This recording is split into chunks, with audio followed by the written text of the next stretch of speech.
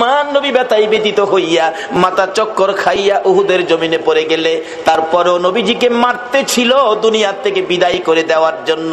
এমনি সময় হযরতে জিবরাইল এইভাবে দুইটা হাত বাড়াইয়া আমার আপনার নবীকে কুলে উঠাইছে, তাদের সামনে থেকে টান দিয়ে সরাইয়া নিয়ে আসছে। উহুদ পাহাড়ের মাঝামাঝি নিচ থেকে দেখা যায় না এমন একটা জায়গায় নিয়ে জিবরাইল নবীরে কুলে লইয়া ডাকতেছে, ও উহুদের পাথর, উহুদের পাহাড় রে, দেখ যেই নবী না হইলে তোরা হইতে না, আমি হইতাম না, কুল কায়নাত হইতো না। এই নবীরে মারতে মারতে কি অবস্থা করেছে, নবী বেহুশ, জ্ঞান ফিরে না, একটু বিছানার ব্যবস্থা করে দে, আল্লাহর বন্ধুকে শোয়াইয়া রাখি। জিবরাইল বলেন, এই বলে ডাক দেওয়ার সঙ্গে সঙ্গে দেখি লম্বা একটা পাথর ফাইটা তুলার মতো নরম বিছানা হইয়া যায়। জিবরাইল এই বিছানার মধ্যে আমার আপনার নবীকে শোয়াইয়া মাথার পাশে বসে আছে, নবীজির জ্ঞান ফিরে না। অনেকক্ষণ পর নবীজি দুইটা চোখ খুলছে, ডান দিকে মাথা ফিরাইছে, বাম দিকে ফিরাইছে। জিবরাইল ডাকে, হুজুর আমি জিবরাইল আপনার মাথার পাশে। আমার নবী কান্দে, জিবরাইল আমার সাহাবীরা কই রে, আমার অবস্থা রে, আমার সাহাবীরা কই, আমার মন মানে না। জিবরাইল বলেন, ইয়া রাসূলুল্লাহ আপনার দান দান মোবারক শহীদ, মাথার লোহার টুপি ভেঙ্গে টুকরা ভিতরে, বেহুশ ছিলেন, উপরে নিয়ে আসলাম, সাহাবীদের খবর পরে নিবেন। হুজুর আমি জিবরাইল আপনার ব্যথার রিপোর্ট গুলো আল্লাহর দরবারে পৌঁছে দেওয়ার জন্য আমি অপেক্ষায় আছি। হুজুর বলুন দাঁত ভাঙ্গা ব্যথাগুলো কেমন লাগে, আমি আল্লাহর কাছে পৌঁছাবো। হুজুর বলুন মাথা ভাঙ্গা ব্যথা কেমন লাগে, আমি আল্লাহর কাছে পৌঁছাবো। আমার নবী কান্দে, জিবরাইল দাঁত ভাঙ্গা ব্যথা কেমন জিগাইলি, মাথা ভাঙ্গা ব্যথা কেমন জিগাইলি, আমার গুনাহগার উম্মতের ব্যথা কেমন রে জিগাইলি না। জিবরাইল শুনো, দাঁত ভাঙ্গা ব্যথা মাথা ভাঙ্গা ব্যথার চাইতে রে আমার গুনাহগার উম্মতের ব্যথা বেশি। যেই নবী এত ব্যথায় ব্যতীত হওয়ার পরেও নিজের ব্যথা গোপন করে উম্মতের ব্যথা প্রকাশ করে, বলুন এই নবীর কথাগুলো মানা আমাদের দরকার আছে কিনা? মানলে জান্নাতি, না মানলে দুজকি। মানলে আবু বকর, না মানলে আবু জাহেল। সুজা আওয়াজ, মানলে আবু বকর, না মানলে আবু জাহেল। আপনারা কি আবু বকর হবেন না আবু জাহেল হবেন? আবু বকর হইতে পারলে লাভ হবে না লস হবে? কিন্তু আবু বকর হইতে পারলে নবীর কথা মাইন্না হবেন না না মাইন্না? হায় হায়, নবীজির কথা আবু বকর কিভাবে যে মানতেন, অক্ষরে অক্ষরে মানতেন। আপনারা জানেন এটা পুরাণ কাহিনী, নবীজি হিজরত করবেন 6 মাস আগে বলছে, 6 মাস পরে ডাক দিয়া দে, হে আবু বকর রেডি। আবু বকর তুমি ঘুমাও নাই হুজুর? 6 মাস আগে যে বলছিলেন তার থেকে 6 মাস পর্যন্ত একটা রাত্রেও আমি বিছানায় পিঠ লাগাই না। কিভাবে মানছে? আর আমরা সুদ ছাড়তে পারলাম না, ঘুষ ছাড়তে পারলাম না, মিথ্যা কথা ছাড়তে পারলাম না, মা বাবার সাথে বেঈমানি পারলাম না ছাড়তে, পারলাম না ক্ষেতের লাইল কাটা বন্ধ করতে, পারলাম না চুরি করা বন্ধ করতে, পারলাম না মানুষের সাথে ভালো ব্যবহার দেখাইতে। আল্লাহ বলছে নবীর কথা মানতেন। নবীর কথা মানলে আবু বকর, আপনারা কি সেই নবীর কথা মানতে রাজি আছেন? নবীজির পক্ষ থেকে 2টা চিঠি আপনাদের কাছে আমি রাখতে চাই, 2টা চিঠি নবীর পক্ষ থেকে। আচ্ছা বলুন, নবীর চিঠির দাম আসেনি? বাবা যুবক রে, আজকাল তো দিনে সমাজে দেখছি বন্ধুর সিডি আইলে বন্ধুর সিডি ফাইলে হ্যাঁ রাত্রে দিনে 4 বার ফেরা করে বন্ধুর সিডি, আর বান্ধবী ফাটাইলে তো হ্যাঁ দরজা বন্ধ করে ভরে। কিন্তু নবী যে এত কষ্ট করে কতগুলো চিঠি আমাদেরকে দিয়ে গেলেন, একদিন তো নবীর সিডিটা কইলা বললেন না। 2টা চিঠি আপনাদের সামনে রাখলাম। একটা হলো কাফাবিল মাউতি ওয়াইজান, উম্মতেরা রে সবচেয়ে একটা ওয়াজ তোমাদের জন্য যথেষ্ট হবে, তোমার মৌতের কথাটা তুমি স্মরণ রাখো। যা কিছু জুড়াইছো, সই সম্পদ, টাকা পয়সা, কোটি কোটি টাকার মালিক, বাগান ভর্তি, বিল্ডিং ভর্তি, মার্কেট বানাইছো, বহুত কিছু রে উম্মত, কিন্তু তুমি যে মরে যাইবা এই খবর কি তোমার আছে? মইরা দেখো তোমার কিছু নাই, তোমার কিচ্ছু নাই। আচ্ছা বলুন, কোটি কোটি টাকার সম্পদ, মরার পরে আপনার কি আছে? বাস্তবে দেখেন, বিদেশি কম্বল গায়ে দিয়ে জাজিম বক্স খাড়ে ঘুমাইছেন, আধা ঘন্টা পরে মৃত্যু হয়ে গেছে, ছেলে মেয়েরা খবর পাইছে বাবার মৃত্যু। বলুন, বিদেশি কম্বলটা আপনার গায়ে রাখবে? যে জাজিম বক্স খাড়ে ঘুমাইছেন, বলুন রাত্র যতটাই বাজে এই বিছনাটার মধ্যে আপনারে রাখবে কিনা? ফলোরে ফলোরে না মালিব। সকাল হইবার আগে বারিন্দায় নিব, 10টা বাজবার আগে গোসলখানায় নিব, গোসল করাইয়া সাদা কাপড় পরাইয়া মসজিদের কোনার চারিপায়া খাটে শুয়াইয়া উঠানের মধ্যে রাখবো। বলুন, সাদা কাফন পরে এই খাটের মধ্যে শুয়ার পরে এই জগতে আপনার আর কি আছে? বাবারে, নবী বলছে একটাও যথেষ্ট, মৃত্যুর কথাটা স্মরণ রাখো। কি রোজগার করে কি জমাইছো, একদিন ময়রা দেখো না তোমার কি আছে, ময়রা দেখো। ফুলাফান অনেক সময় কইলা, হুজুর ময়রা আবার দেহুম কেমনে? ময়রা কেমনে দেখবেন? আসলে একটা ঘটনা, এটা কোরআন হাদিস না, বাস্তব থেকে বলছি, আপনাদের কষ্ট হইতাছে? বাস্তব একটা ঘটনা। এক বেচারা কোটি কোটি টাকার মালিক, বড় লোক, অনেক কিছু, হ্যাঁ, বাড়ির সামনে বসে বসে খালি গর্ব করে, আমার মতো এই এলাকায় কার কি আছে, আমার মতো কার কি আছে, আমার যা আছে গ্রামে কার কি আছে। এটা ভাই ছিল মৌলবী, মৌলবী ছোট ভাই ফিসাদা গিয়া কই, ভাই সাহেব খালি কোন কার কি আছে আপনার মতো? আমি হিসাব করে দেখছি আপনার কিচ্ছু নাই। বড় ভাই কয়, তোরে মৌলবী বানাইলাম না, একটা ব্যাক কল বানাইলাম। আরে আমি যে আসন্ডাত বসি বিকালে, এই আসন্ডাত কয়েক গ্রাম জুড়ে আছে, আমার পুকুরে যে মাছ আছে এই মাছের পয়সা সারা গ্রামের আছে, বাড়িঘর তো রাজকীয় পরিবেশ। কি করছ তুই? মৌলবীকে আমার ব্যাককল কইলেন? আচ্ছা, সুযোগ পাইলে বুঝামু, আমি ব্যাককল না, আপনি ব্যাককল। গত 14 বৈশাখে একটা ঘটনা গেছিল, জমিতে ধান বাইরে ছিল, ভিতরে চাউল নাই। এটা কি বাউনি আইসিন? সারা বাংলাদেশে ছিল এরকম, কোন কোন জমিতে ধান বাইরেছে ঠিক, ভিতরে চাউল নাই। কিন্তু এই বেচার তো অনেক জমি জমা।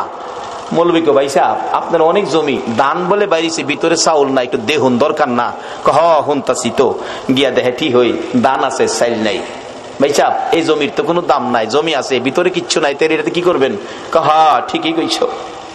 অহন মৌলবীকে কিছুটা সাইজে আইছে, ভাই সাহেব আমি ব্যাককল একটা কথা কইলে শুনবেন কি? শুনলে কমু কও।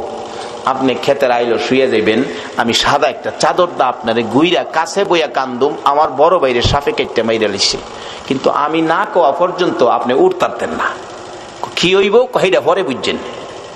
যা তুই কইছ ছোট ভাই মৌলবী, দেখি কি হয়। চাদরটা ঘুরছে, সাদা চাদর দিয়া কান্তাছে মৌলবী কাছে বইয়া। মৌলবী কান্তাছে কাছে বইয়া, মৌলবী কি মিশা কথা কইব? আমার বাইরে সাপে কেটে লাইছি গো, বাইরে বাইরে লাইছে। লোকজন দৌড়াদৌড়ি করে, হায় হায় হায়, লোকটা কোটি কোটি টাকার মালিক ছিল, আজকা খেতে রাইলো ফিরে লইছে। আরেকজনে খালি খেতে রাইলো না, ও আজকা তো কবরও যাইবো একবারে খালি হাত, কিচ্ছু নি তার তো না। যে এই খালি কথাটাই কয়, কবরে যাইবো খালি হাত। আচ্ছা, এই ভদ্রলোক সব শুনতাছেনি? বাবারে, মরার আগে ময়রা দেখো এই দেশে কি তোমার আছে। হগলে একটা কথাই কয়, কবরে যাইবো খালি হাত। ছেলেরা ঢাকায় থাকে, বড় বড় অফিসার, গাড়ি লিয়া বাড়িতে বাবার মৃত্যুর খবর যায় কান্নাকাটি। চাচা আপনি কইছিলেন আমার বাবারে সাপে কাটছে? বাবারে আমি তো সাথেই ছিলাম। কে চাচা কে বাবা? সাপে কি হেডার চিনে? যারে সুযোগ পা হেরেই মারে। আমি দরতারলাম না, মাইরা লাইতাম সাপেরে। চাচা দেহি বাবার মুখের কাপড়টা সরান একটু দেহি। মৌলবী মনে মনে কয়, দেখলে তো দরদ ফিরে মুগা। বাবা হুনো দেখ বাজে, আবার নিয়ে আবেগের ঠেলা নেই, বাবার শরীরে হাত দাও। শোনো, সাপের কাটা রুগী, যে হাত দিব তার শরীরে বিষ ঢুকবো। চাচা তাই নাকি? তাইলে ডাইকে রাখেন। ছেলে বাবার শরীরে হাত দিতে রাজি না। আচ্ছা বলুন, বাবা এই সবগুলি হুনতাছেনি? তখন কিছুটা বুঝে আইছে, মৌলবী যে কইছি না আমার কিচ্ছু নাই, হেডাই যেমন নাই। বাবারে এত ওয়াজ লাগে না, বৈরব থেকে মৌলবী আনুন লাগতো না, একটা ভাই একটা ফুতারে মৌলবী বানাইলেন, এটা তো করতেন না। তাইলে গড়ে গড়ে হেদায়েত ঢুকবে, ওয়াজের দরকার পড়বে না। একটা ফুতারে নাইতে একটা ভাইয়েরে মৌলবী বানাইলেন, এটা করতেন না, মৌলবী বানাইতেন না। কি করে দেখেন মৌলবী ভাইকে হেদায়েতের পথে নিত। পোলারা কানতেছে, মায়া কানতেছে, বিবি বাচ্চা সবাই কানতেছে। আরেক মুরব্বী আয় কই, মৌলবী সাহেব সাপে কাটছে। জি চাচা। বাবারে সাপে কাটা রুগী সহজে মরে না, সহজে মরে না। এদিকে আজকের মাহফিলের মাননীয় সভাপতি সাহেব আলহাজ নুরুল ইসলাম সিরাজি সাহেব আছেন। এরকম রুগী আসে তো, সাপে কাটা রুগী সহজে মরে না, বিষ নামাই তারলে ভালোই যাবো গা। এই মৌলবী কয় বিষ থাকলে নে নামাই তো, সিস্টেম তো করছি, বাইরে হেদায়েতের পথ দেখাইতাম। কথা চাচা আমি নিজেই যাই কবিরাজের কাছে, কবিরাজ সাপ মরছে না। ভাই খালি আমার কি নাই, আমার মতো কার কি আছে, বাইরে বুঝাইতাম, বাইরে যে কিচ্ছু নাই। নবী এই অজডই এই সিরিডেই তো আমরা দিয়া গেছে, কাফা বিল মাউতি ওয়াইজান, একটা ওয়াজ যথেষ্ট। মৃত্যুর কথাটা স্মরণ রাখো, মৃত্যুটাকে কাছে রাখো। কবিরাজ সাহেব 2-3 ফু দিয়া কইবেন এই বিষ এমনি নামান যাইতো না, একটা সিস্টেম করবেন। ও মৌলবী ফরাই আনছে, মৌলবী বলে ব্যাককল। মৌলবীও কয় ভাই কইছে কি করবো বড় ভাই, দেখি সিস্টেমে ফালাই আনি বাইরে বুঝাইতারি। 2-3 ফু দিয়া কইবেন এই বিষ নামান যাইত না, একটা সিস্টেম করবেন আপনি। কবিরাজ সাহেব কি সিস্টেম? এইভাবে এইভাবে এইভাবে এইভাবে করবেন। মৌলবী ফরাই আনছে, কবিরাজ 2-3 ফু দিয়া কয় হাই হাই কত সাপ দেখছি, এই সাপ আর দেখছি না, এটা নামানের বিষ না। পোলারা ধরছে, বাবা আমার বাবারে বালা করেন, কোটি কোটি টাকার সম্পদ, কি করব আমরা সম্পদ দিয়ে, ভালো করেন। কবিরাজ কইতেছে বাবা রে, সম্পদ দিয়ে কি মৃত মানুষ ভালো করা যায়? তবে একটা সিস্টেম, ওই যে মৌলবী ফরাই আনছে। কি? বড় ছেলেকে কই, বড় ছেলে তো চাচা আমি, তুমি একটু তোমার বাবার পায়ের কাছে খাড়াও, আমি মাথার থেকে বিষ যাইরা আস্তে আস্তে পায়ে দানিয়া বাইর করবো, এই বিষ তোমার শরীরে গিয়ে উঠবো, তুমি মইরা যাইবা, তোমার বাবা ভালো হয়ে যাবো। বড় ছেলে কো চাচা যাইরেন না, যাইরেন না, আমি অফিসের হেড অফিসার, দায়িত্ব বেশি, বাবার মৃত্যুর খবরে তাড়াতাড়ি আইছি, বিকালে যাওন গা লাগবো, বাবার মাটি দিলে মাটি দেলাইন। বড় ফুলা কি কইতাছে, বাবা হুনতাছে নিও, খালি হুনদে না, হুনে না, কান্দে। বড় ছেলে তোমার পড়ার খরচ চালানোর জন্য ফজরের নামাজ না পড়ে জমিতে কাজ করতে গেছি, হাইটা গেছি, রিক্সায় উঠছি না, একটা জিনিস খাইতে মন চাইছে খাইছি না, তোমার পড়ার খরচ বাড়ানোর জন্য, খরচ রাখার জন্য। আজকে তুমি বুঝি কও আমি রাজি না। মেজু ছেলে মাপসাই, ছোটরা কয় বাইয়ার যেহেনে নাই, আমি হেনে আছি নাই, আমি মেয়ে কানতেছে, কি করবো কি করবো, বাবার বয়স হয়েছে, বাবা জাগা জাগা।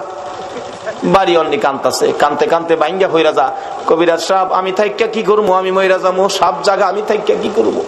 কবিরাজ কো যাইবেন না আপনি? কহ তাইলে আপনি ভাওয়ার কাছে কারণ আপনি যাইবেন যখন বিষটা লইয়া যান, স্বামী বালক, আপনি যান গা। রাহেন কবিরাজ যাইরেন না, দেখেন ওনার হায়াত নাই, সাপে কাটছে, হায়াত থাকলে মৌলবীরে থুইয়া ইলারে কাটে গিল্লি গা, কাজী ওনার হায়াত নাই, গেছে গা, মাটি দিলান, আমি জীবত লইয়া কয়দিন চলি।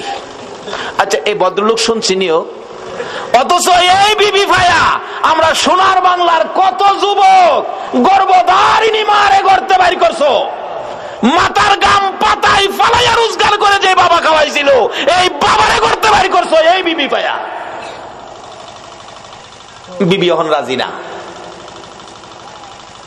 কত যুবক বিবি পাইয়া মা বাবারে কষ্ট, চাকরি পাইয়া বেতন পাইয়া আলাদা খায়, নতুন ঘর বানছে, জাজিম কিনছে, বক্স খাট বানাইয়া বিদেশি কম্বল গায়ে দিয়ে ঘুমাই, প্রচন্ড শীত, মা বাবা ভাঙ্গা ঘরে রে, শীতে মা বাবার ঘুম হয় না, মা জানালাটা খুইলা ডাকে আব্দুর রহমান, এত আরামের কম্বল গাই দিয়া ঘুমাইলি, মার খবর নিলি না।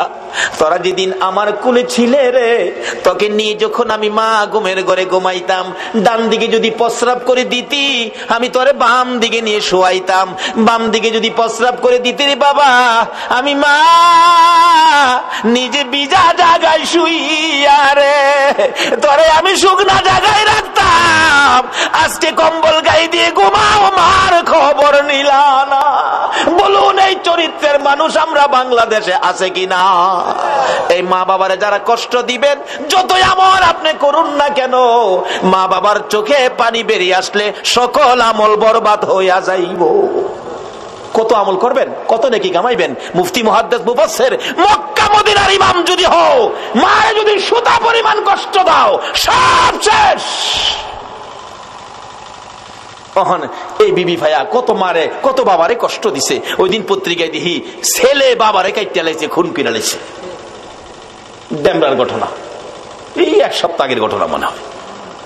আজকে যদি ইসলামে পুরাপুরি ঢুকতে পারতাম, নবীর আদর্শে ঢুকতে পারতাম, এই কাজগুলি মুসলমানদের দ্বারা হতো না।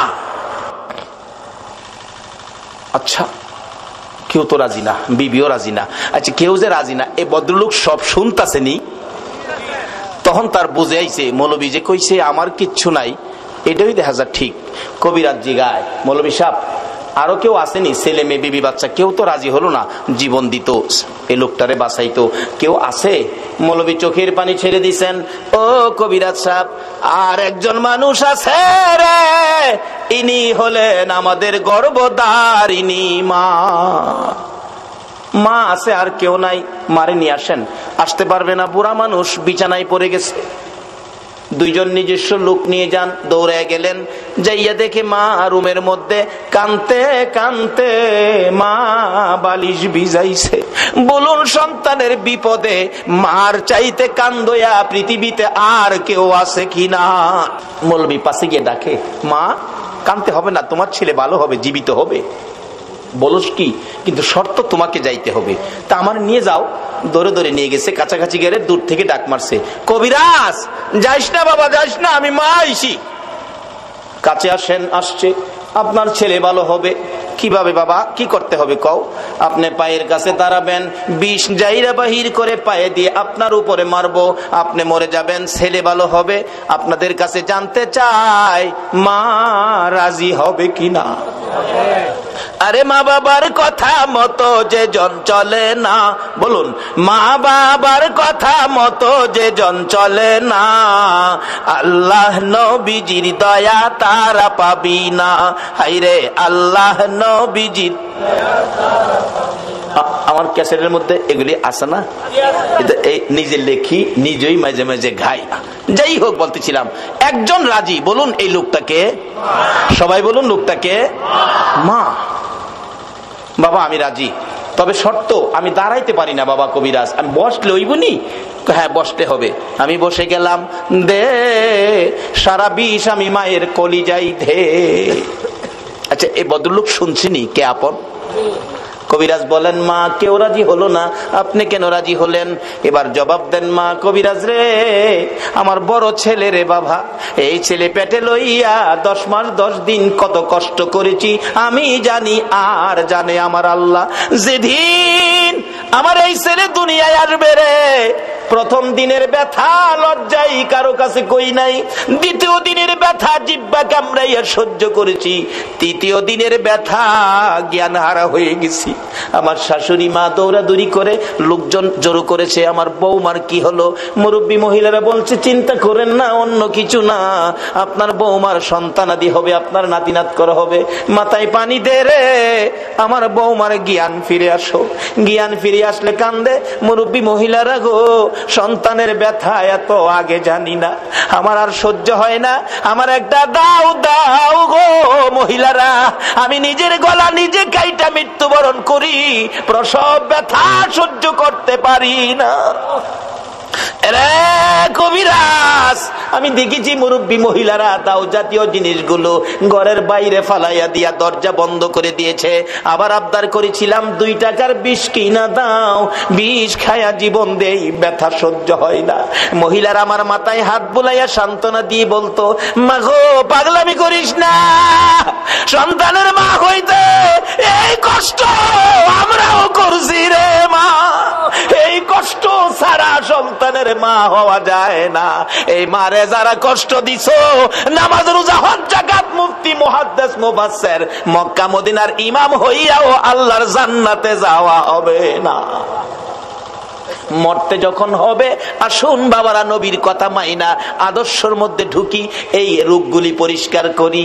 ডাকতেছে মা, মা গো আল্লাহরে ডাকো, আল্লাহ আল্লাহ করো, দেখো আল্লাহ 2 জায়গায় করে দেয়। ওই মহিলা ডাকতেছে, কবিরাজ রে ব্যথা অসহ্য, চিৎকার মারতাম আল্লাহ গো কইয়া।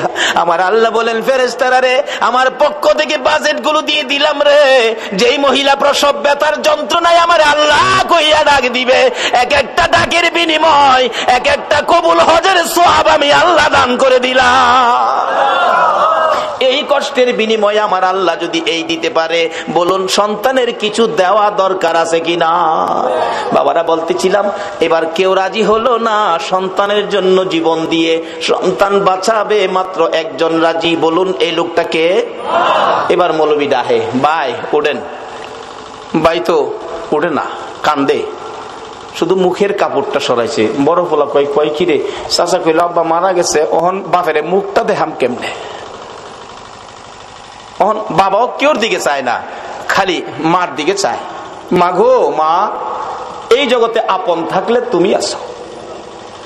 মা দৌড়াইয়া যাইয়া সন্তানের বুকে জড়াইছে, বাবা গো তুমি জীবিত, আমি মায়ের কলিজা ঠান্ডা করেছো। বলুন এই জগতে কিছু আপন পাইলে কাকে পাওয়া গেছে? এটা আমার নবী তো বানাইছে। নবী বলেছে, উম্মতেরা রে, তোর মায়ের পায়ের নিচে তোমার জান্নাত। এবার মৌলবী কয়, ভাই সাহেব এবার কোন এই জগতে আপনার কি আছে? ভাই কান্দে আর কয়, মৌলবী রে এইভাবে আমার পথ দেখাবি আমি আগে জানি না। বাবারে একটা ভাই মৌলবী বানান, একটা ছেলে মৌলবী বানান, মরতে হবে। মরার আগে মইরা দেখেন এই জগতে আপনার কি আছে। সব পর কিছু আপন থাকলে মা, মা আপন থাকার কারণ নবী আপনত্ব করে গেলেন, মার পায়ের নিচে জান্নাতের সম্পর্ক করে দিলেন। সকলে বলুন আমিন। বাবারা ভাইয়েরা, এবার বড় ভাই কান্দে, মৌলবী রে নাই আমার কিচ্ছু নাই, আমার কিচ্ছু নাই, আমার কিচ্ছু নাই, শুধু একমাত্র কিছু থাকলে মা। কত চলেন বাড়ির যাই, না বাড়ির গিয়ে কি করবো? তো অহন কান্দেন কেরে? বড় ভাই কান্দে আর ডাকে, গুনার বোঝা মাথায় লইয়া কান্দেছি, মাফ করে দাও মাবুদ আল্লাহ এলাহি। বাবারা দুইটা চিঠি নবীর পক্ষ থেকে আপনাদের কাছে দেওয়ার কথা। একটা চিঠি হলো কাফা বিল মাউতি ওয়াইজান, মৃত্যুটাকে স্মরণ রাখো, যথেষ্ট অজের দরকার নাই। আরেকটা চিঠি হলো আমার নবী আপনাদের উদ্দেশ্যে দিয়েছে, আর দুনিয়া ও মাজরাতুল আখিরা, দুনিয়াটা হলো আখিরাতের বাজার। আমি আপনাদের কাছে জানতে চাই, নবীর চিঠি মাফিক, নবীর চিঠি হিসাব করে আখিরাতের জন্য কে কি বাজার করেছেন, কে কি রোজগার করেছেন? আমার নবী যেদিন বলেছে দুনিয়া আখিরাতের বাজার, সাহাবীরা জড়ো হইয়া প্রশ্ন করে, নবী গো আমরা কিভাবে বাজার করলে লাভবান হব? আমার নবীর সাথে সাথে আরেকটা চিঠি সামনে পেশ করে দিলেন, সাহাবীরা রে, আসসালাতু মিফতাহুল জান্নাহ, এই নামাজ ধরো, নামাজটা তোমাদের আখিরাতের জন্য জান্নাতের চাবি হিসাবে পাবি। লম্বা ঘটনার সংক্ষেপ করে দিলাম। নবীর কথা যারা মানে গো, দেখুন না নবীর সাহাবীর জীবনী, যার নাম কিতাবে লেখে হযরতে আব্দুল্লাহ আনসারী, দৌড়ায় বাড়িতে গেছে, বিবি গো ও বিবি, নবী বলেছেন নামাজ বলে জান্নাতের চাবি, বল নামাজ পড়বেনি, নামাজ আদায় করবেনি। বিবি একটা চিৎকার মারছে, স্বামী নবী যদি বলে থাকে, আল্লাহু আকবার বলো, কে বলে থাকে? কে? মদিনার মহিলারা পর্যন্ত আমার নবীর কথার মর্যাদা দিত। মসজিদে নববীতে, ও মসজিদের পক্ষের বাইরা কারা গো মসজিদ সামনে রেখে মাহফিলের আয়োজন করেছেন? মসজিদে নববীতে যখন জামাতের সময় হইতো, আব্দুল্লাহ আনসারী ওই একটা কাপড় নিজের পরনে লাগাইয়া ঘরের ভিতরে গর্ত করেছে, গর্তের মধ্যে বিবিকে উলঙ্গ করে বসাইয়া দরজা বন্ধ করে মসজিদে নববীতে যাইয়া পিছনের কাতারে নামাজে শরীক হইয়া, নামাজ যখন শেষ হয়ে যাইতো দৌড়াইয়া বাড়ির দিকে যাইয়া কাপড় খুলে বিবিরে দিত, নিজে গর্তের ভিতরে বসতো, বিবি নামাজ আদায় করত। এইভাবে দুইজনে মিলে এক কাপড়ে নামাজ পড়ে, কোনদিন নামাজ ছাড়ে না। আর আমরা ঘরে সুকেশ ভর্তি কাপড়, আমরা নামাজ পড়ি না। সাহাবীরা কিছু গুনগুন করে, আব্দুল্লাহ আনসারী কিসের নামাজ পড়ে? দৌড়ায় আসে, দৌড়ায় যায়, বুঝি না কি নামাজ পড়ে। নবীজি বলেন, কি ব্যাপার, তোমরা কিসের সমালোচনা করো? হুজুর আব্দুল্লাহ আনসারী কি নামাজ পড়ে বুঝি না। রাসূল বলেন, তোমরা সমালোচনা করো না, কেন দৌড়ায় আসে, কেন দৌড়ায় যায়, আমি নবী তদন্ত করব। সমালোচনা মুসলমানদের আদর্শ নয়, সমালোচনা ইসলাম নয়। নবী নিজেই গেছেন, যে আব্দুল্লাহ আনসারী ঘরের দরজায়, আব্দুল্লাহ আনসারী মতান্তরে সালাম দিলেন, আসলে কোন মুসলমানের ঘরে ঢুকতে আগে সালাম দিবেন, একবার দুইবার তিনবার, সালামের জবাব নাই চলে আসবেন, মনে করবেন ঘরে কেউ নাই, চলে আসবেন। অনেক দিনের মুসলমানদের আচরণ হলো ডাক দিলে মালিক ভাই বাড়িতে আছেন, মালিক ভাই, কেউ যদি জবাব না দেয় লগের টারে কই ভাই যখন বাড়িত না লো ভাবির ওই দেখে যাই, ভাই বাড়িত না হ্যাঁ ভাবিরে দেখতো যা, কই পাইলা তুমি ভাবি দেখার অনুমতি? আল্লাহ বলছে আমানু দুখুলু ফিস সিলমি কাফার মধ্যে ঢুকো। নিজে পর্দায় থাকুন, অন্যকে পর্দায় থাকার পরামর্শ দেন। বলতেছিলাম এবার নবীজি সালাম দিলেন, আসসালামু আলাইকুম, আসসালামু আলাইকুম, আসসালামু আলাইকুম, তিনবার সালাম, জবাব নাই। নবীজি চলে আসতেছে। আব্দুল্লাহ আনসারী গর্তের মধ্যে উলঙ্গ অবস্থায় ছিল, দৌড়ায় আসছেন। বিবি গর্তের ভিতরে ঢুকে কাপড় খুলে দিলেন, স্বামী গো নবী আসছিল, কষ্ট পাবে, তাড়াতাড়ি যান। আব্দুল্লাহ আনসারী কাপড়টা পরে বাহির হইয়া দেখে নবী অনেক দূর চলে গেছে, দৌড়াইয়া পিছনে গেলেন। কিভাবে নবীর পিছনে ফিরাবো? ইনি এমন নবী গো যাকে ডাক দিয়ে পিছন থেকে ফিরানো যাবে না। পিছনে যাইয়া কিতাব লেখে পাওগুলি বড় বড় করে মারছে। আওয়াজ শুনে নবী পিছনে তাকাইছে। আব্দুল্লাহ আনসারী, হুজুর ওয়ালাইকুম সালাম, তিনবার সালাম দিলাম, জবাব দিলি না, এখন কেন জবাব দিলে? হুজুর আপনি যখন সালাম দেন আমি শুনছি গো, কিন্তু এমন এক পরিবেশে ছিলাম রাসূলের সালামের জবাব দেওয়া সম্ভব ছিল না। কি পরিবেশে ছিলে রে আব্দুল্লাহ আনসারী? হুজুর আপনি যেদিন বলেছেন নামাজ জান্নাতের চাবি, ওই দিন থেকে আমি আর আমার বিবি দুইজনে নামাজ পড়ি, নামাজ ছাড়ি না, কিন্তু দুইজনে মিলে নবী গো মাত্র একটা কাপড় আমার ঘরে। মসজিদে নববীতে যখন জামাতের সময় হয়, ও মসজিদওয়ালারা কারা এই মসজিদের পক্ষ থেকে মাহফিলের আয়োজন করেছো, আমার নবী মসজিদের জামাতের কত গুরুত্ব দিয়েছে। হুজুর মসজিদের জামাতের সময় হলে আমি আব্দুল্লাহ আনসারী ঘরের ভিতরে গর্ত করছি, বিবিরে উলঙ্গ করে বসাইয়া দরজা বন্ধ করে কাপড়টা পরে আমি মসজিদে যাই, নামাজ শেষ করে দৌড়াই আসি, বিবিরে কাপড় দিয়ে আমি গর্তের মধ্যে বসে থাকি। এইভাবে দুইজনে মিলে নামাজ পড়ি এক কাপড়ে, হুজুর কোনদিন নামাজ ছাড়ি না। আমার নবী বলেন আব্দুল্লাহ আনসারী দরজাটা খুলে দে, আমি দেখি গর্তটা শরীয়ত সম্মত কিনা। কিতাব লেখে আব্দুল্লাহ আনসারী দরজা খুলে দিলেন, নবী তাকিয়ে আছে। গর্তটা এত গভীর ছিল, ভিতরে মেয়ে না পুরুষ বোঝা যায় না, মানুষ আছে কি নাই তাও ধরা যায় না। আমার নবী চোখের পানি ছেড়ে দিলেন, আব্দুল্লাহ আনসারী রে আমি নবী বলে গেলাম রে, তোদের জান্নাতের চাবি রোজগার হয়ে গেছে। বাবার এই দেশ ছাড়তে হবে, সাদা কাপড় নিয়ে কবর যাইতে হবে, জীবনে কে কি রোজগার করেছেন হিসাব মিলান না। আমার নবী বলেছে আদ-দুনিয়া ও মাজরাতুল আখিরা, দুনিয়াটা আখিরাতের বাজার, আখিরাতের জন্য কে কি বাজার করেছেন হিসাব মিলান। মরার আগে মইরা দেখেন আপনার কিছুই নাই, শুধু 3 টুকরা কাফন ছাড়া আর কিছুই আপনার নাই। সব সম্পদ ছেলেমেয়েরা বাদ করে নিয়ে যাবে। নবীজি চোখের পানি ছেড়ে ঘোষণা দিয়ে গেলেন, ও আব্দুল্লাহ আনসারী তোদের জান্নাতের চাবি রোজগার হয়ে গেছে। পিছে পিছে যাইতেছে নবীজিরে আগায়া দেওয়ার জন্য, রাস্তায় উঠে যাবে, বাড়ির সীমানা শেষ। আমার নবী দেখে ছোট্ট ছোট্ট 2টা বাচ্চা একটা খেজুর গাছের গোড়ার মধ্যে এইভাবে বাচ্চা 2টারে গাছের সাথে বাইদা রাখছে। বাচ্চাগুলো কানতে কানতে জামা কাপড় ভিজে গেছে। আমার নবী পাশে দাঁড়াইয়া ডাক দিলেন, ও বাচ্চারা তোমাদের এই কষ্ট কারণটা কি? বাচ্চাগুলো কান্দে, হুজুর রাস্তা দিয়ে কত মানুষ যায় গো, আমরা কেউ জিগায় না। ও বাবা মুসলমান, এটাও তোমার আদর্শ, তুমি পেট ভরে খাইলা, তোমার আশপাশি ঘরের লোকগুলো খাইলো না, তুমি খবর নিলা না, শুধু নামাজ পড়ে বাড়িতে গিয়া ঘুমাইলা, এই নামাজে আমার আল্লাহ খুশি হবে না। আমার নবীর আদর্শে ফিরে যান। ও বাবারা ভাইয়েরা, শেষ পর্যায়ে এসে গেছি। নবী ডাকে, ও বাবারা তোমাদের কি দুঃখ? হুজুর আমরা কেউ জিগায় না কেন যে আমরা এই বিপদে আছি। তোমাদের বাবার নাম কি? বাচ্চা 2টা আব্দুল্লাহ আনসারীর দিকে তাকাইয়া বলে, হুজুর আমাদের বাবা আব্দুল্লাহ আনসারী। নবী জিজ্ঞেস করে, ও আব্দুল্লাহ আনসারী তোর বাচ্চাগুলোর এত কষ্ট এত বিপদ, হাত বাঁধা ব্যাপারটা কি? আব্দুল্লাহ আনসারী শুধু কান্দে, কোনো কথা কয় না। আবার নবী জিজ্ঞেস করেন, ও বাচ্চারা, তোমাদের এই কষ্ট কেন, হাত বাঁধা কেন, বিপদ কেন?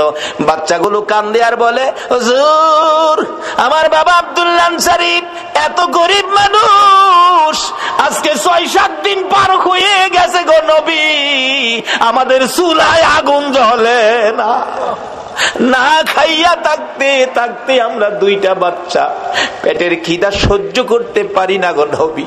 7 দিন যার চুলায় আগুন জ্বলে না, তারা আমার নবীর কথা মানে, এক ওয়াক্ত নামাজ ছাড়ে না। যেই নবীর সুপারিশ ব্যতীত কেউ জান্নাতে যাইতে পারবেন না, বলুন এই নবীর আদর্শে যাওয়া আমাদের দরকার আছে কিনা? আমার নবী নিজেও চোখের পানি ছেড়ে দিলেন, দেরি করলেন না, দৌড়ে যাইয়া মসজিদে নববীর বারিন্দায়। আজকে শুনলাম সালে সাহেব বললেন, হুজুর আমার মসজিদের বারিন্দা নাই। ও বাউনির ভাইয়েরা, ভাবারা, মসজিদের বারিন্দায় আমার নবী, বারিন্দাকে নবী নিজেও ব্যবহার করতেন দেশের কাজে, শান্তির জন্য, মানুষের মুক্তির জন্য, হেদায়েতের জন্য। মসজিদের বারিন্দা আমার নবী ব্যবহার করতেন। মসজিদে নববীর বারিন্দায় যাইয়া আমার নবী 2টা চোখের পানি জর্জর করে ছেড়ে দিলেন। সাহাবীরা জড়ো হয়ে গেছে, কান্দে রে আমার নবী, কান্দে। আল্লাহু আকবার বলো। নবীর কান্না দেখি কেউ সহ্য করতে পারে না। ওমর তরবারি নিয়ে হাজির হয়ে গেছে। ইয়া রাসূলুল্লাহ, আমি ওমর বেঁচে আছি, বলুন কার দেওয়া ব্যথায় আপনার চোখের পানি আসছে, আমি ওমর তরবারি দিয়ে তাকে দ্বিখণ্ডিত করে দিব। আমার নবী বলেন, ওমর রে, আজকের চোখের পানি তরবারি দিয়া মুছতে পারবি না। মসজিদে নববীর বারিন্দায় দাঁড়াইয়া আমার নবী ডাকে। আবু বকর হাজির হয়ে গেলেন। ইয়া রাসূলুল্লাহ, আমি আবু বকর, যে আবু বকর 3 বার করে সর্পের দংশনে আপনি নবীর ভালোবাসায় জীবন দিতে রাজি, প্রয়োজন হলে আমি আবু বকর জীবন দিব। আমার নবী বলেন, আবু বকর রে, জীবন দিয়ে চোখের পানি বন্ধ করতে পারবি না। এইভাবে একের পর একজন আসতেছে, নবী কারো পক্ষে খুশি হয় না। একটু পরে দেখা যায় দূর থেকে আসতেছে হযরতে উসমান গনি রাদিয়াল্লাহু তাআলা। ও দনিরা, কে হবে গো উসমান গনি? হাসতেছে, চোখের পানিগুলো ছেড়ে ছেড়ে নবীজি কান্দে। উসমান গনি ডাকতেছে, হুজুর আমি উসমান গনি আসলাম। নবী গো, বলুন কিসের বিনিময় চোখের পানি মুছা যাবে? আমার নবী এইভাবে 2টা হাত বাড়াইয়া ডাক দিলেন, উসমান গনি রে, আয়, আমি নবী তোর দিকে তাকাইয়া রইছি। মসজিদের নববীর বারিন্দায় আমার নবী উসমান গনির দিকে তাকিয়ে আছে। আমি জানি না আজকে বাউনির জমিনে আমার নবী মদিনার থেকে এই মসজিদের বারিন্দার জন্য কার দিকে নবী তাকাইয়া রইছে। উসমান গনি, আয়, আমি নবী তোমার দিকে তাকিয়ে আছি। নবীজির সামনে দাঁড়াইলে উসমান গনি ডাকতেছে, ইয়া রাসূলুল্লাহ, বলুন কিসের বিনিময় আপনার চোখের পানিগুলো মুছতে পারি? আমার নবী কান্দে, উসমান রে, পারবিনি ইহুদির বাড়ির খেজুর গাছটা আমারে কিনা দিতে, আমি নবীর চোখের পানি বন্ধ হয়ে যাবে। যায়া দেখ আমার আব্দুল্লাহ আনসারীর 2টা বাচ্চারে কি কষ্ট দিয়ে রাখছে। 7 দিন চুলায় আগুন নাই রে। এই খেজুর গাছের খেজুর টুকায়া বলে খাইছিল, গাছটার মালিক ইহুদি 2টা বাচ্চারে গাছের সাথে বাইধা রাখছে। একটা দৌড় মারছে উসমান গনি রাদিয়াল্লাহু তাআলা। কারা গো এই মসজিদের পক্ষে আছো? এটাই হবে আমার আল্লাহর পক্ষ, এটাই হবে আমার নবীর পক্ষ। যারা মসজিদের পক্ষ থাকবে আমার নবী তাদের পক্ষে থাকবে, যারা মসজিদের বারিন্দার পক্ষে গো আমার নবী তাদেরকে না লইয়া ফুলসিরাতের ফুল নবী পার হবে না। উসমান গনি ডাকি, ইয়া রাসূলুল্লাহ, কথা দিলাম খেজুর গাছ না নিয়ে আমি আসবো না। ডাকতেছে, ইহুদি বাড়িতে আছো? জি। খেজুর গাছটা বিক্রি করে দাও। ইহুদি কয়, বাড়ির খেজুর গাছ বিক্রি করবো? কান্দে উসমান গনি, রে ইহুদি, নিষেধ দিস না, আমার রাসূল কান্দে রে এই গাছটার জন্য। আজকে যা চাইবি তা পাইবি, বিক্রি করতে হবে। ইহুদি কয়, সুযোগ যখন পাইছি একটা গাছের বিনিময় মনের মতো লওয়া লমো। ও উসমান গনি, তোমার 100 খেজুর গাছের একটা বাগান, 100 খেজুর গাছ সহ বাগানটা যদি আমারে দিয়ে দাও, আমি একটা গাছ তোমারে দিব। উসমান গনি একটা চিৎকার মারছে, আরে ইহুদি, মাত্র 100 খেজুরের গাছ চাইছস রে। আবার রাসূল কান্দে। রাসূল খুশি করার জন্য আজকে যদি আমি ওসমান গনির সকল সম্পত্তি চাইতি, একটা গাছের বিনিময় আমি ওসমান গনির সব করে দিয়ে দিতাম। ও বাবারা ভাইয়েরা, এই রাসূল খুশি করার জন্য সকল সম্পত্তি দিয়ে ওসমান গনি একটা খেজুরের গাছের দলিল নিতে রাজি। ইহুদি বলেন 100 গাছ দিলেই হবে। 100 গাছের দলিল দিলেন ওসমান গনি, একটা গাছের দলিল দিলেন ইহুদি। এই দলিল নিয়ে রাসূলের সামনে হাজির। আমার নবী চোখের পানি জর্জর করে ছেড়ে দিলেন। ওসমান গনি রে, আমি কথা দিলাম রে, তোরে না লইয়া আমি নবী জান্নাতে যাব না। বাবারা ভাইয়েরা, এই নবীর কথা কার কাছে ভালো লাগে? কে নবীর পক্ষে থাকতে রাজি? মসজিদ আল্লাহ খুশির ঘর, মসজিদ আল্লাহ পাওয়ার ঘর, মসজিদ জান্নাত পাওয়ার ঘর, মসজিদ গুনাহ মাফের ঘর। এই মসজিদের বারিন্দার জন্য আমি আপনাদেরকে নিয়ে দোয়া করব। দোয়ার আগে 5টা মিনিট অনুরোধ হলো, আমি আপনাদের মেহমান, কেউ উঠবেন না। যদি উঠেন আমি কষ্ট পাবো। মোহব্বতে আর একটু দুরূদ শরীফ পড়ুন। আল্লাহুম্মা সাল্লি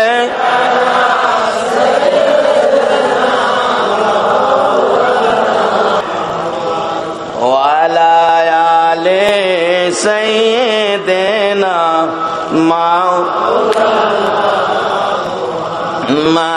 আল্লাহুম্মা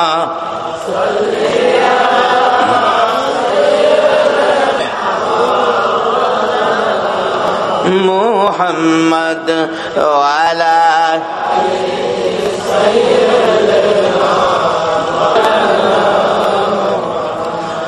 নবীর মায়া ছেড়ে মানুষ কোথায় আছো বুঝি না, তোমার মায়ায় কান্দে নবী, তোমার মায়ায় কান্দে নবী, শুয়ে সোনার মদিনা। আল্লাহুম্মা সাল্লি সাইয়্যিদিনা মাওলানা মুহাম্মদ ওয়ালা আলি সাইয়্যিদিনা। بلغ العلا بكماله كشف الدجى بجماله حسنت جميع خصاله صلوا عليه وآله। আসুন দোয়া করি। আস্তাগফিরুল্লাহ রাব্বি মিন কুল্লি যামবিন ওয়া আতুবু ইলাইহি লা হাওলা ওয়ালা কুওয়াতা ইল্লা বিল্লাহিল আলিয়্যিল আযীম। আসুন দোয়া করি, দোয়ায় শরীক হন সকলে। আল্লাহুম্মা আমিন, আল্লাহুম্মা আমিন। ربنا ظلمنا أنفسنا وإن لم تغفر لنا وترحمنا لنكونن من الخاسرين رب ارحمهما كما ربياني صغيرا رب العالمين। জানি না কিভাবে ডাকলে খুশি হইবা, জানি না কিভাবে ডাকলে জীবনের গুনাহ ক্ষমা দিবা। মাবুদ রে, বেবুদ শিশুর মতো দুটো করে হাত বাড়াইলাম। জান্নাতের বাগানে বসে মসজিদের পক্ষ থেকে আয়োজিত মাহফিলে জান্নাতি মেহমান লইয়া আমি গুনাহগার হাত বাড়াইলাম। মাবুদ, মায়ার নজরে তাকাইয়া দেখো কত নাইবে নবী আলেম ওলামারা হাত বাড়াইছে। মাবুদ রে, সাদা দাড়িওয়ালা মুরব্বী বাবারা হাত বাড়াইছে, খালিদ বিন ওলীদের মতো যুবকেরা হাত বাড়াইছে, পর্দার আড়ালের মা বোনেরা হাত বাড়াইছে। এই মাহফিলের সঙ্গে তুমি এই হাতগুলি কেমনে খালি ফিরাইবা গো আল্লাহ। মাবুদ, এই মাহফিলের উসিলাই, এই মাহফিলে যারা হাত বাড়াইছে, আমি নেককার বুঝি না, গুনাহগার বুঝি না, মেয়ে বুঝি না, পুরুষ বুঝি না, আজকের জন্য নামাজি বুঝি না, বেনামাজি বুঝি না, যারা এই হাত বাড়াইছে গো, আমাকে সহ সকলের জীবনের গুনাহগুলো ক্ষমা করে দাও।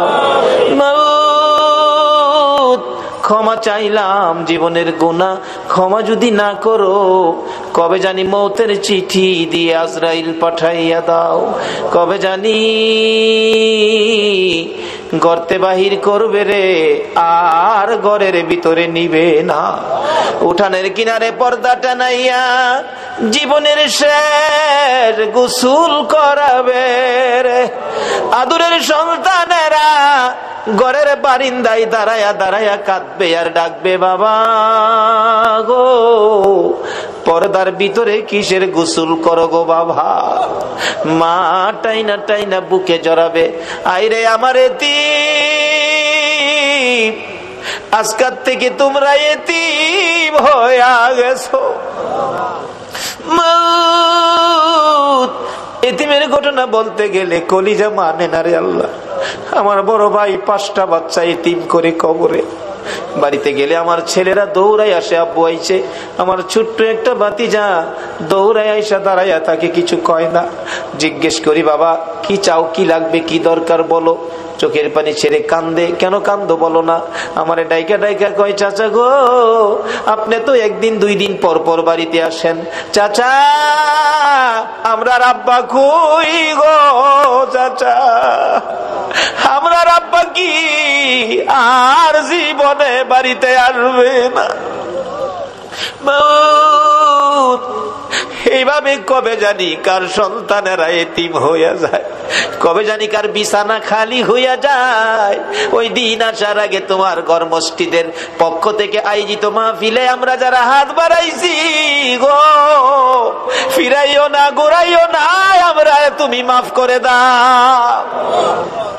আল্লাহ জীবনের গুনাহ মাফের আসার দরখাস্তের পর আরেকটা দরখাস্ত করি, তুমি কিন্তু রাগ হইও না। আমি জানি না হাজার হাজার মানুষ এত রাত পর্যন্ত বসে হাত বাড়াইছে, টাকা চাইলে লোকেরা জায়গা, আজকে লোকগুলো গেল না, বসে রইল। আমি জানি না রে কার মনে জানি কি দুঃখের পাহাড়, কার মনে জানি ব্যথা। হুজুর আমরার মা নাই গো, মা নাই। কার মনে জানি ব্যথা, বাবা নাই গো, বাবা নাই।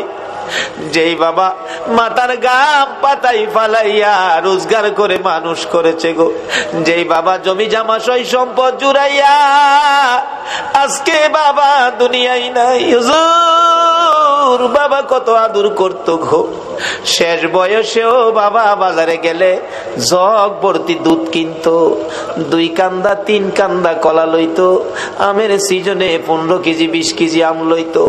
বাবা হাঁটতে পারে না, তারপরও দুধ কিনা আম কিনা কলা কিনা বন্ধ করে না।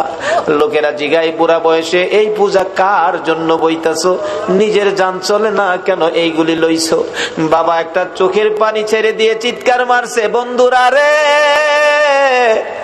কার জন্য লইছি শুনো রে, আমার আদরের ছেলে মেয়েগুলো দুধ আর কলা ছাড়া ভাত খায় না রে।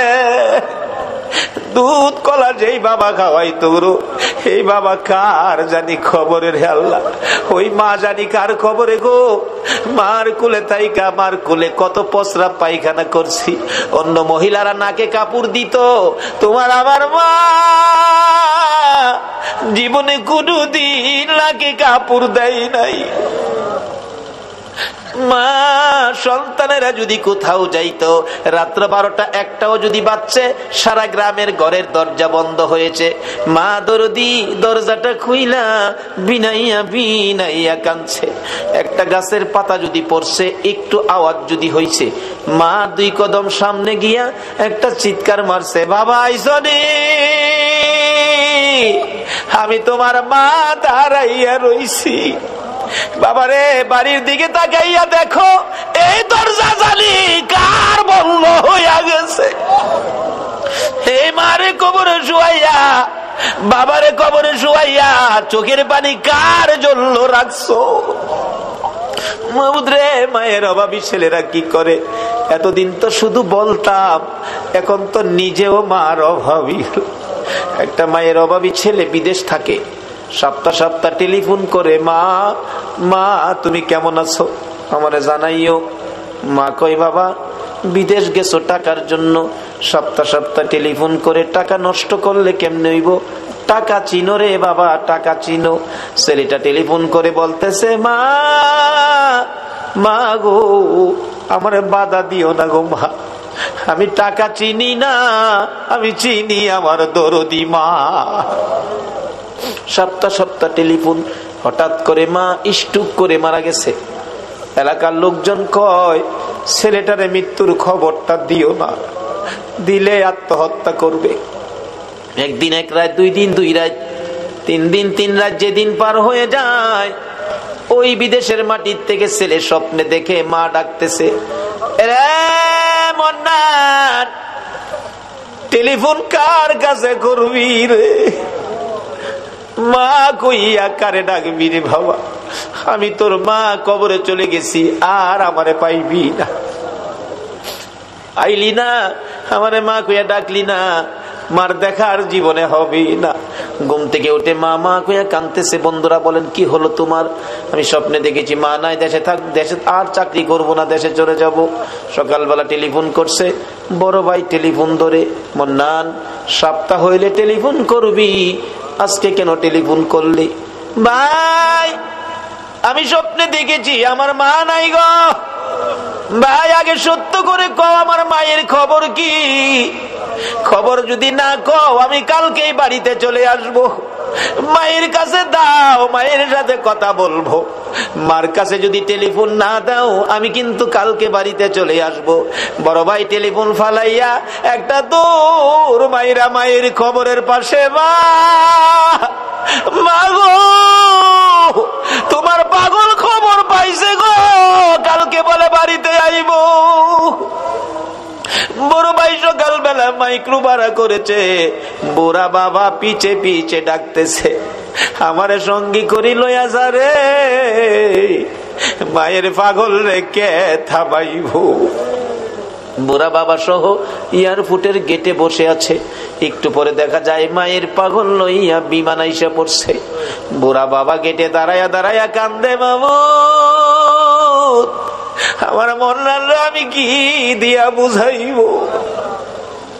মালামাল সহ গেট পার হইয়া দৌড়ে বড় ভাইয়ের গলায় ধরছে, ভাই ভাই, আমার মা আইছে গাড়িতে, মা আছে ভাই। ভাই শুধু কান্দে, ভাই গো, আমি স্বপ্নে দেখেছি আমার মা মারা গেছে, তুমি কান্দো, ব্যাপার কি কও না গো ভাই। ভাই কিছু কয় না, শুধু কান্দে আর কান্দে। দৌড়ায় বাবার পায়ে পড়ে গেছে, বাবা বাবা, আমি স্বপ্নে দেখেছি মা নাই, তাড়াতাড়ি চলে আসছি, ব্যাপার কি, খবর কি কও না। বাবা ধৈর্যের সহিত বলতেছে, মন্নান আয় গাড়িতে, বাড়িতে যায় দেখবি তোর মা কেমন আছে। গাড়ি টান দিলে একটু পরে বলতেছে, মন্নান, বাবা গো, মা মরে গেছে, স্বপ্নে দেখে চলে আসছি, কিছু আনতে পারি নাই, শুধু মায়ের জন্য একটা স্বর্ণের চেন আনছি গো বাবা, এই চেনটা তুমি মার কাছে বুঝাইও। বাবা কান্দে, বাবু এই চেন আমি কার হাতে দিব? মন্নান রে, এই চেনটা তোর কাছে রাখ, তুই তোর মার হাতে বুঝাইয়া দিস। বাড়ির কাছাকাছি মাইক্রো গেলে দূর থেকে মন্নান তাকাইয়া দেখে বাড়ির গেটের সামনে রে শত শত মহিলারা কান্দে, একজন আরেকজনকে ডাকতেছে, দেখা যায় রে মায়ের পাগল আইসা পড়ছে। মোল্লাল বারবার জিজ্ঞেস করে, বড় ভাই এত মহিলা কান্দে, ব্যাপার কি, কি হয়েছে নতুন করে? কিন্তু বড় ভাই গো, এত মহিলা কান্দে, আমার মারে তো দেখা যায় না। বড় ভাই আর কথা কয় না। গাড়িটা থামলে দরজাটা খুলছে, মন্নান তাকায়া তাকায়া দেখে মা কই, মারে দেখা যায় না। অন্য মহিলারা গাড়ি ঘেরাও করে ডাকে, মন্নান আইসো, মা কইয়া কারে ডাকবি রে? মন্নান গাড়ির থেকে নাইমা দরজাটা খুলে গেটে দাঁড়াই একটা চিৎকার মেরে ডাক মারছে, মা মা মা, তোমার পাগল আইছে গো মা। কে দিবে ডাকের জবাব? দৌড়াইয়া বাড়ির ভিতরে ঢুকছে। যেই রুমে মা থাকতো, রুমের দরজায় ডাকতেছে, মা তুমি কি অসুস্থ, কেন দরজা খুলো না? ধাক্কা দিয়ে দরজাটা খুইলা দেখে রে মায়ের বিছানা চিরতরে খালি।